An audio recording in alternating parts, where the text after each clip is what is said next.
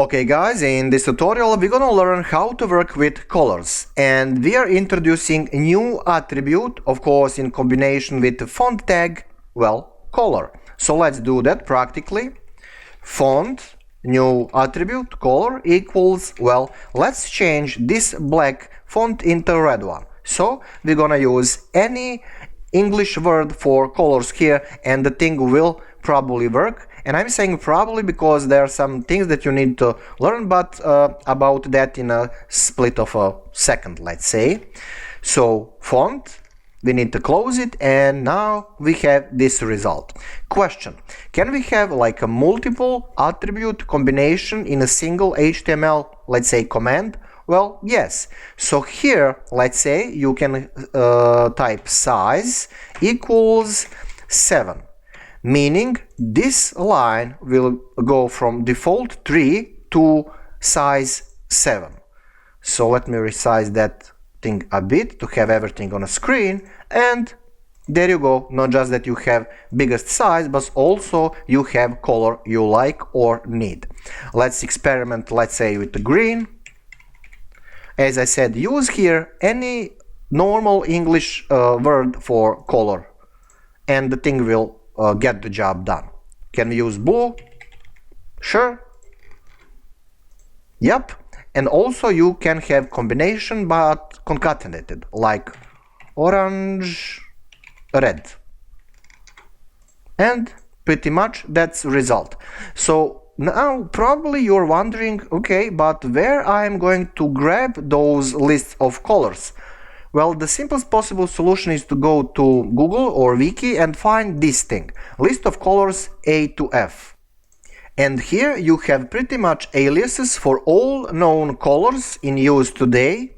So sometimes, as I said, those things will work when you grab them, those handles, aliases, and paste here, but don't count too much on that, because there are other options, like we can substitute actually those aliases like words with numbers. Don't worry, you will not do any kind of mathematical operations here.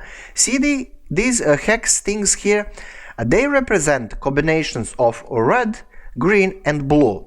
So for example, if absolute 0 when you type it here will not yield you correct results, then you can just grab that thing and copy paste it right here. But don't forget this hash, because that's a part of instruction. And now when we save this page and refresh it, there you go, everything will get the job done. Following same logic, grab any other hex value, let's say for I don't know what is interesting here, barn red. Well, if you type it here like barn red, what's gonna happen? Barn red, and the result will be that thing, which is a little bit weird. So you will say, okay, I'm gonna roll with that one, and I'm gonna put it here with hash, of course, and now I will get correct result.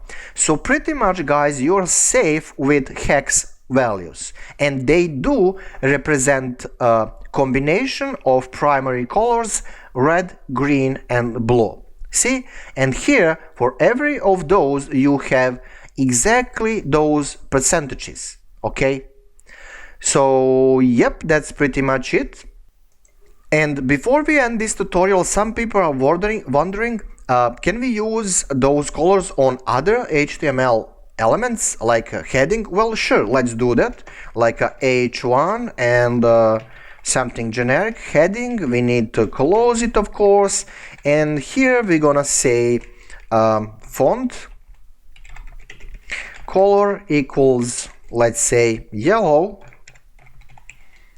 And lowercase, always use lower cases.